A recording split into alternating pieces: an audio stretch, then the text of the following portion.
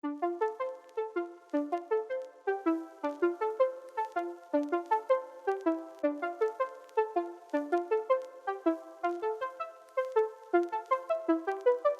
back to the Path with a Purpose podcast. Got some amazing guests today. We have Samie and Amy Abinsinguza. That's right.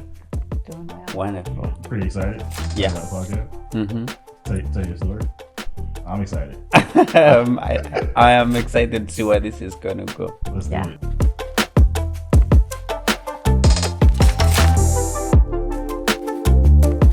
Yeah. So just keeping with the theme of the podcast, can you tell us about a time that you said yes to God?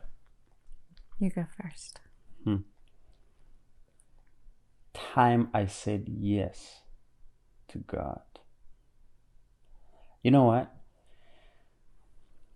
There are several times, many times that I feel like I've said yes to God. But there are also many times that I've not answered, I've not responded, I've not been obedient to that yes. But one yes for sure that I can say that will continue to change my life forever is not a yes that you'd expect. I'm sure you would think, oh, saying yes to Jesus, absolutely. I mean, that's awesome. Yeah. But the yes that absolutely rocks my world and has come with a whole adventure is saying yes to being married to Amy Abinsinguza. That is so good. For sure, like it is the one yes that has flipped everything in my life around. Wow. For good, right? For good. That's the end. For good. What have you seen? Like, what's the evidence of that? So, as I think about this, a lot of us, or even for myself, I've always believed, to a big extent, that when you say yes to God, surely it should work out well. Surely everything should be aligned. I mean, He goes before you, He levels mountains, He creates streams in the wilderness. That's the kind of outcome I always expected saying yes to God. But when it comes to our marriage, when it comes to our relationship, even before we got married, saying yes to what I felt within my heart God was telling me to do meant real meeting immediate opposition. In fact, like meeting resistance, opposition, and difference. As I think and I reflect about it now, I really see how powerful a made-up mind is. So let me take you back to the day that I shared that with my parents, that I'd made up my mind that I was going to marry Amy. That is so good. Now, for you, if you're listening to this and you don't know who I am Samie and Amy Abinsinguza, but I come from Uganda, from a small village in western Uganda. And so, as we discuss cultural differences, you talk about racial differences in the US, but there's also cultural difference, and never underestimate the power of cultural difference. Because it's not just that we are different in race, it's that we have different life experiences. Yeah. And even the expectations of the people who love us or surround us are totally different. So when I brought the news that I had made up my mind that I was going to marry Amy, my parents could not fathom that idea for a few reasons. Now, to back up, they already knew Amy, they already loved her, they already cherished her. She had already visited them. They loved her to bit. But I guess they had not anticipated where both of us were going. So when I shared with them that I had made up my mind, I remember my mom asking me, now, genuinely, this is a question from a mother that cares, right? It is a question that you're going to face. If it was brought on the table. She asked me, she said, so you're trying to mean in the whole of Rukunjiri district, which is still a small sub-region, you mean you have not found a girl that pleases you. Okay, so you mean in the entire of the country, in Uganda, in the whole of Uganda, in over 34 million, I guess, I don't know how many women, you mean you have not found anyone? Now you could scale that to Africa. You mean you haven't found anyone in Africa? Yeah. Obviously, it doesn't work like that. But I was challenged by the question, like, really? Like, okay. But immediately when I said yes when I made up my mind, that's the first opposition that I experienced. I am grateful to God that from the time, although there was immediate opposition, I never gave up in my mind. If there's one thing that I've, like, that has given me even more confidence by the day, especially, it's like I said yes, but the yes continues to be stronger by the day because of, now let me be honest, not because, all the letters in the sky aligned and they're like, oh, perfect. It is actually because of what we have withstood together. Because of the opposition and the initial resistance, because of what we have endured, because of all the reasons we had to give up, because of evidence, and you could list them, like, so I'm telling you, culture difference. The reality is we also had age difference.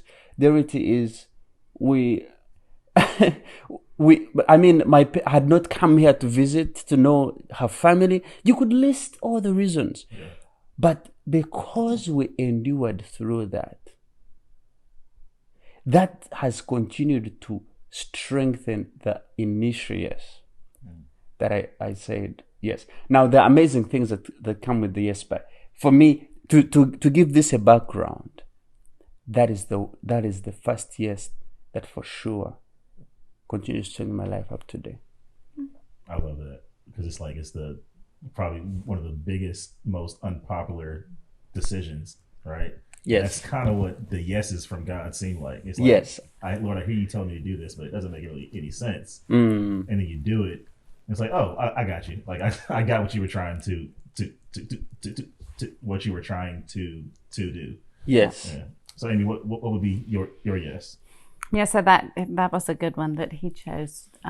He has, there was opposition on his side. There was also opposition on mine. And there's times when you'd say, God, did I hear you right? Like, were you sure? Now I'm going to do this, but you can stop me. You have the power to stop this from happening, right? Yeah. So that's a good one. I think, I was telling Ray earlier that when you first become a Christian, you say yes to Jesus and you think that you're good, right? But really every day we have an opportunity to say yes again. I think for me, I can go back to when my daughter had passed away and I had already been to Uganda once, came back home, and I heard God say, go. And I didn't know exactly what he meant. He didn't say, pack your bags, buy a ticket from Delta. I didn't get a lot of details. I just got go. And, initially I didn't want to go to Uganda anyway on the first trip. And so to go back a second time was, didn't make sense, right? Yeah. And the first time, it was a really emotional trip. The second time I'm going to go alone. I'm going to just jump on a plane and go across the world and just see what's over there. I felt like God was saying, go see the real Uganda. And what was happening was, and of course I can look back now and tell you then I didn't know, but what was happening was God was starting to rewrite my story from where I was at that moment to where he wanted me to go. And, Samie talked about saying yes to our marriage, and our marriage has a purpose that's so much bigger than the two of us. Yeah. And it really has, for me, it started with hearing him say go. And so I went where I thought he was leading me. And 17 trips later, wow. here we are, sitting on our couch in the U.S., married, and we run a foundation together, and we're building a new life, and it's all because of that one act of obedience. And it was scary and exciting. God tells us what he doesn't tell us. Let me just tell you what he doesn't tell me. I've never read in the Bible that says, if you get married, you're going to be happy. Or if you get married, I will provide you with peace and joy. What he says is to look to him for peace and joy. But he doesn't, giving me a husband gives me peace and joy most of the time, if I'm being honest. But God has given me a husband that comes with a responsibility that's bigger than me. And our marriage has strengthened us, I think, individually, but it's also, it's provided an opportunity for us to share with others what God does in our own life. And together we're able to give back to the community that Samie came from. So all because I heard him say go, and so I went. So powerful, because if you didn't take that step, it's like your life could be so different. So different, right? And I love marriage. I think marriage is a beautiful thing, but a lot of us make that decision without consulting God first. Yes. And when you do that, it can end poorly, or you're stuck in something for the rest of your life that you don't want to be in. Right. And what type of things can people do just to make sure that they choose the correct person to be with? I like that question, because I remember when I was in high school, we'd always ask the question, so how do you know this person is for me? How do you know this person is the one? But recently I had someone put it, I've never had anyone put it best like this person did. He said that strong marriages are not based on what you have in common, but rather built on what you have in purpose. Just because we like the same restaurants, just because we like the same films on Netflix, just because we like the same shopping, where to shop, that can only make our dating and that easier. But strength in marriage, obviously, is built on what we have in purpose. For sure, when I reflect on our marriage, and let me be honest with you, we are not in any position to be the people giving you marriage advice. No. We are simply telling you from our experience. When I reflect on our marriage, what continues to hold us together in times when the season is tough is because there is a purpose over our marriage that is bigger than us individually. In fact, to be honest, to a big extent, still that is the reason it was easier for us to fight the resistance at the beginning to come together, to have something in purpose. And that purpose can be a calling by God over each of your lives, and to pursue that together. Here's what I believe personally, that when we stand before God, interestingly, He's not going to ask us who we married. I really believe, I've never seen it in the Bible where it says, when you start, I will ask you, who did you marry? No. I am confident that God is going to ask us about how we fulfilled our purpose in life. And so, I have come to my personal conclusion that the person we marry, or the person one chooses to be a partner, should be one that in a way supports, shared support, God's purpose over your life. That together through that partnership, God's purpose over both of your lives can be magnified. For me, that is the litmus paper for a partner. No matter even if they go to church and they pray 100 times a day, but if they are not going to support God's purpose over your life, I truly believe there is something that is going to miss. So for me, personally, that is what I've come to rest on. I don't know what you think.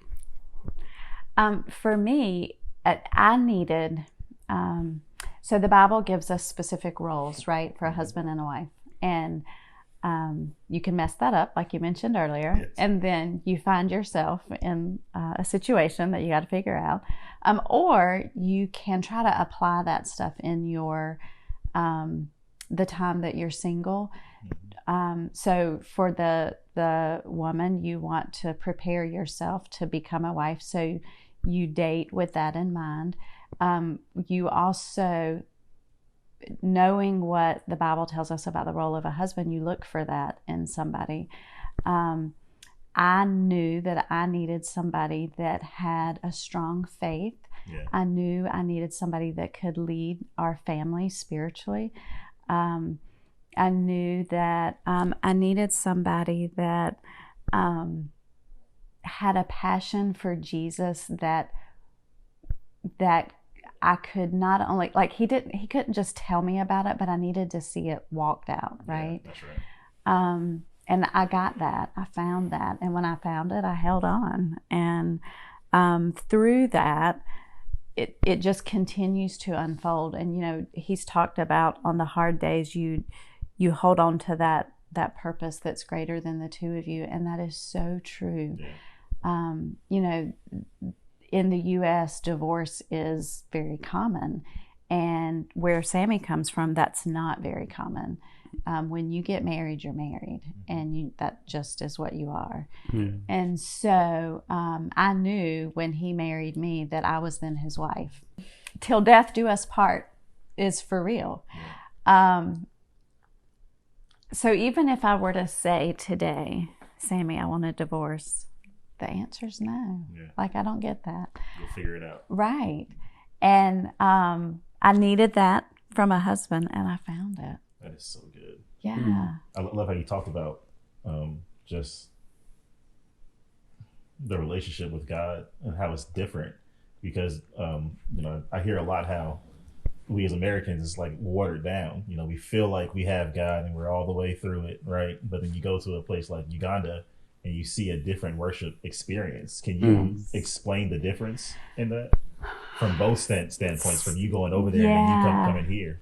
Not that, you know, another country worship is better than our worship to a God, but just the concept of going deeper in deeper in Christ. So for me, one of the things that drew me back to Uganda initially was I experienced God in a different way there than what I do here. Not better, like what you said, it's not better, it's different. And I think it's for a couple of reasons. One is because my perspective is the people in Uganda are very spiritual people, whether it's God that they're worshiping or something else. They're very spiritual people. And that is played out in every part of their life. The other thing that is very different there than here is your access to convenience. Your access to the background noise in our life here. So when you're stripped of, you know, the common things that you have, like you can go days there with no electricity. And so that means the cell phones run out, you have no internet, you know, that kind of stuff. You go back to the paper Bible instead of the one that's online. I'm not going to say you, but I experience God in a different way there. You go to church where people are worshiping in the aisles. They are, you know, kids are sharing testimonies, and it's a different experience than what I have here. And it's not bad or worse here. It's just different. And it's one of the things that keeps drawing me back there. Mm. I like that you talked about when you're stripped of everything, like you have to find something to hold on to, and either it is gonna be God or something else. But when you find that, that's what you hold on to. Yeah. But when I think about it, recently through our foundation, the Mackenzie Foundation, we've had the opportunity, after we visited last year, to engage in just sharing the story of this lady who had thoughts of suicidal thoughts and had lost everything. And when she shared her story of how her house was washed away, how her children were going without food, how she was really trying to do everything she can to keep afloat, but everything was working against her. When she shared that story, and all she needed from us was just some money to buy nails to finish her wooden construction she had just begun, that was even going to fall apart when the rain came.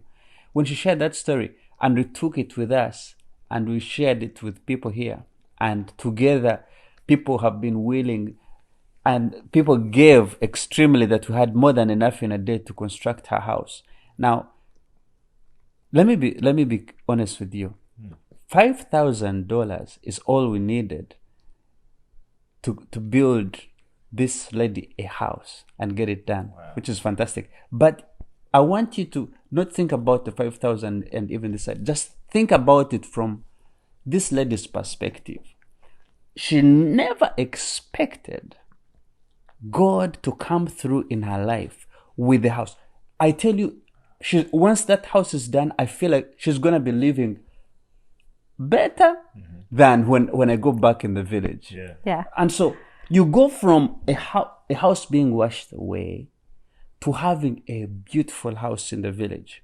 Like, how do you explain that except to God? So I think because there is nothing, there's some extreme levels of nothingness in some regards.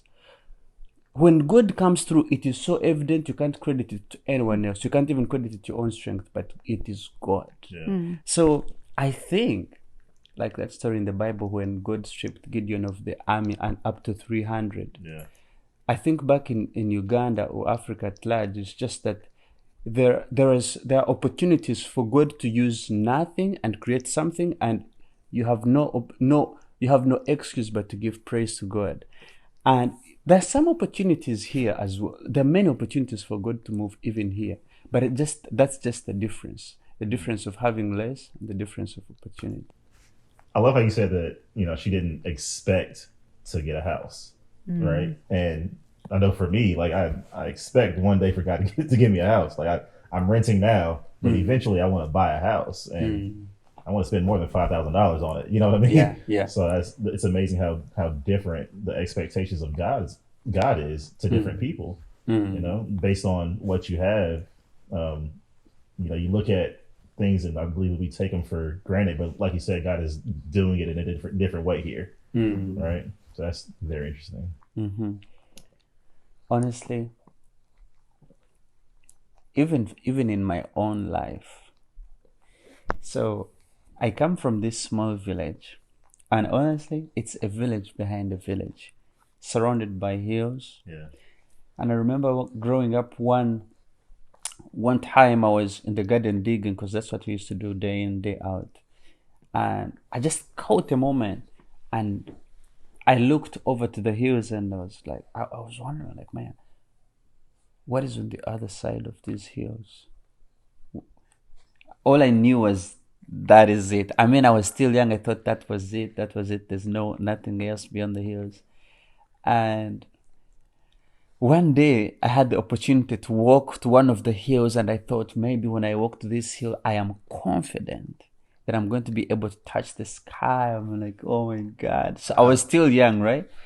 And we walked to that hill, and as soon as I reached the top of that hill, I was so shocked to see there was so much more on the other side. And really, I remember that keenly, because just that small step made me very curious about then what was beyond that.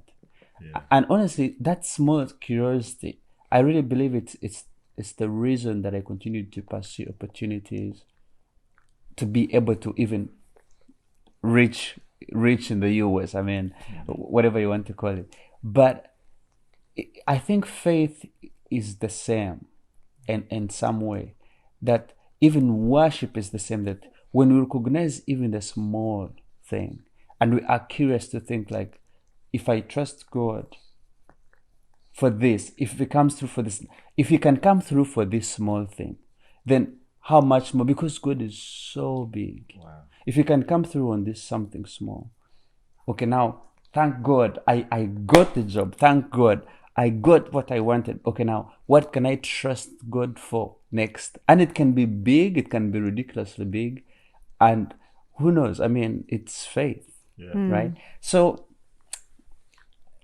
I think just having nothing to lose by trusting God. Like I have nothing, so I have nothing to lose, right? So good. So I always told myself, like, I come from a small village. Yeah. I don't have anything. I have nothing to lose by like counting on God and saying, I am believing God for this big thing.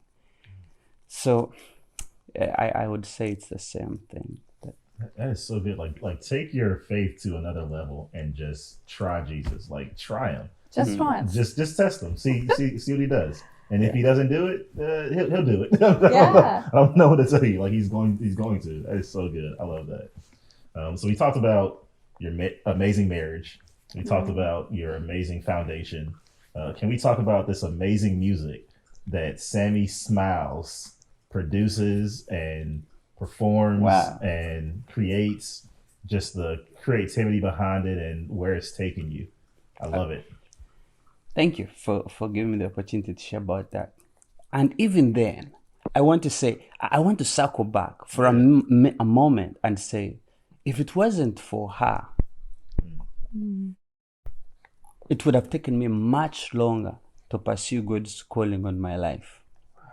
If it wasn't for her. Why? She's the person who kept pushing me. Why don't you record your music? Why don't you record your music? At the time, I was just writing music, playing it on my guitar.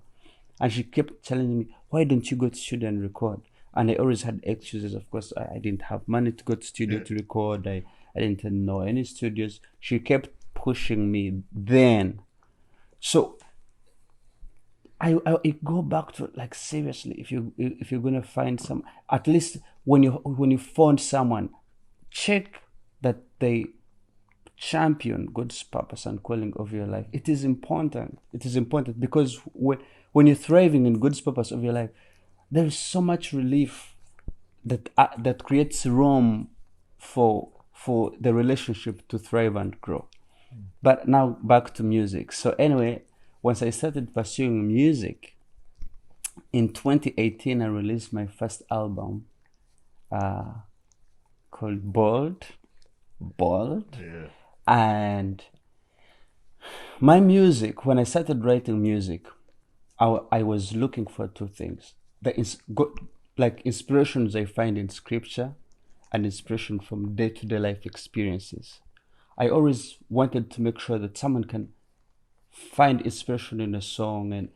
And surprisingly, I always found myself that on Monday to Saturday, then in 2018, I would be listening to non-Christian music. I was a Christian, but I found myself Monday to Saturday, I would be listening to other music. And then on Saturday, Sunday, I would put on Christian music. It felt right. It felt right. I'm going to church tomorrow. Right? It felt right. So that's what I would do. So when I started writing music, I told myself, why not write from Monday to Saturday? Write Christian music that serves the purpose from Monday to Saturday. So when you listen to my music, if you're keen, you'll find that you're happy to listen to that song on Monday, on Tuesday, on Friday. And if you want, you can listen to it on Sunday, right? So that's how I started writing music, looking out for that area. By God's grace, this music ministry has grown, but I have grown more from pursuing God's purpose over my life and the difficulty of doing that. Because just because God has put a certain measure of gifting over my life comes with it doesn't mean that it comes easy. Why? Number one, the biggest thing that I have struggled with as a musician is believing that I have what it takes to be a successful musician. Why? Because look around. There are even more talented musicians. People can sing and blow you off and blow you away. But I wrestled with that until I reached a point where I recognized that I don't have to become another musician that I see out there. All I have to do is to use my portion. Yeah. God has gifted me with a certain measure of gifting. Just use that. And that's what I've continued to pursue to create the music that I have now. I love that. You know, we had the amazing opportunity at Sky Young Media to produce your music video for Unyama, which is my favorite song that he did. I might be kind of biased, but as we were filming the video, you know, you could see the focus that you had and just making sure that it was done the way that God wanted it to be, to get it out to people at a specific time for this a crazy pandemic that we were going through, just at the end of the year, to still show that God is still good. But the one person who was by your side the entire time was Amy. Yes. And you continue to support him, and it's amazing how the full circle from your yes in the beginning is pushing that forward. I love it. It's very evident. Very evident. Thank you, man. Honestly, I am so grateful for her on a very deeper level, for creating an environment for me to pursue the passion that God has put in my heart. Just that environment gives me so much peace. Yeah.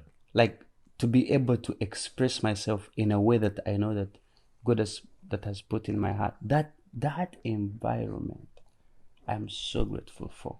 Yeah, because pursuing your passion is something serious, and to have a spouse that supports it. Yeah. Like, Amy, what would you say to the spouse, male or female, that is like, oh, my spouse wants to pursue something that is their passion, but how do I support that in the correct way to where I'm not pushing you down or making it not a false reality? I don't know that I have the best answer, but I can tell you what I try to do. I love my husband and I love him well. Yeah. I am his champion, but I'm also the same one that, I don't want to say calls you out or calls you down, but I'm the same one that brings reality to, you know, he talked about sometimes he struggles with his music, or he gets in a spot where he's not sure, you know, if he's doing the right thing. And we have really deep conversations about what are you really struggling with, and what has God told you about it? Have you prayed about it? Have you, is there a scripture that talks to you about what it is that you're struggling with? And I'm fortunate to have a husband that receives that. I think for me as a wife, my job is to be his helper. And some people have a distorted view of that. But to me, that means that I build him up and always remind him that he makes me proud. And I consider myself blessed to be his wife. And he does the same for me. He's given me a lot of credit, but he does the exact same for me. I have a pretty demanding job, and believe it or not, he coaches me through a lot of the things that I do at work. That is so good. When I've had a day that's hard, he doesn't do it in a way that you even know what he's done until afterwards. You're like, really? Did you really just coach me through that whole situation, and now I know what to do with it? Like, right? Yeah. So I don't know. We complement each other well. I think for me, one of the things that works well for us, and it's just by the nature of who we are, I don't really like the spotlight very much. And so I am wonderful. I am just fine with him being on the camera, with him singing, with, I'm good with all of that. And we don't compete for that. Yeah. I'm good being behind the scenes champion. Yeah, absolutely. Yeah. That is so good. This has been an amazing conversation. Thank you. So good. Thank you all you, are man. filled with wisdom and just filled with love. And thank y'all for just giving me this opportunity to just dig into your mind and pick it out to fill me up. Yeah. Is there anything else that you want to say to the amazing people of Pathway to Purpose? For sure.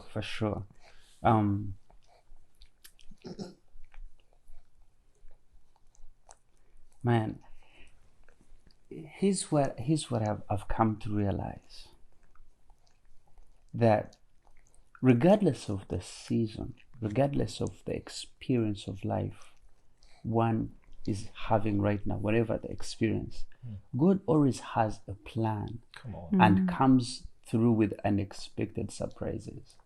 Like in my life, and like the times that I've seen significant breakthrough, that it has not been out of human effort and strength.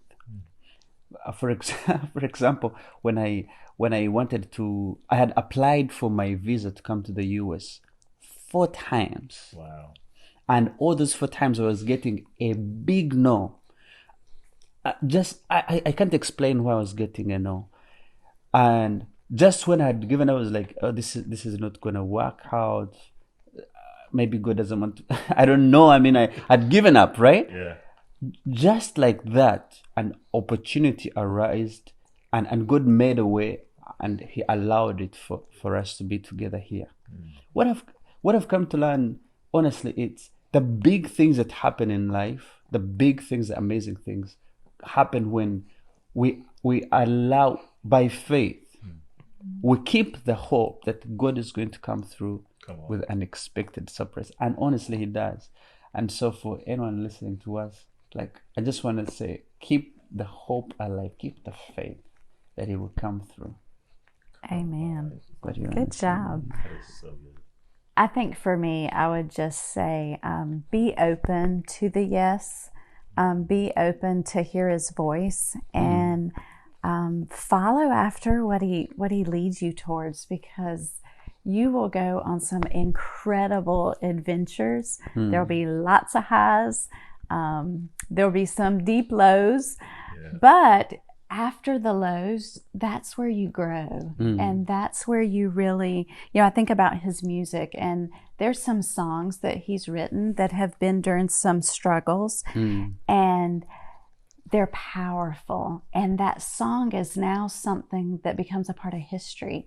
And we're not hanging on to the pain of where the song came from, but the hope that was there when He was able to put it on a piece of paper.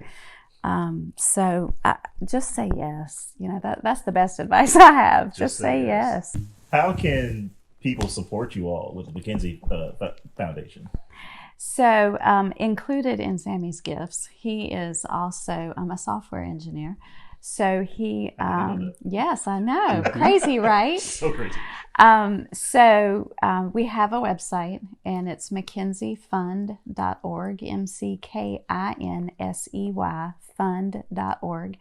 And you can click on Give on our website and donate to just this incredible opportunity to give back to God's vision. And He continues to unfold that as we go. But every dollar that goes into that organization goes directly back to our kids and the work we're doing there in Uganda. It does not fund any of our travel or even the regular expenses, the administrative expenses that come with running a nonprofit. None of that money goes there. It goes directly to our kids. So, yeah, it is. McKinseyfund.org. McKinseyfund.org. We'll put it on the screen for sure. Thanks. How to spell it and everything.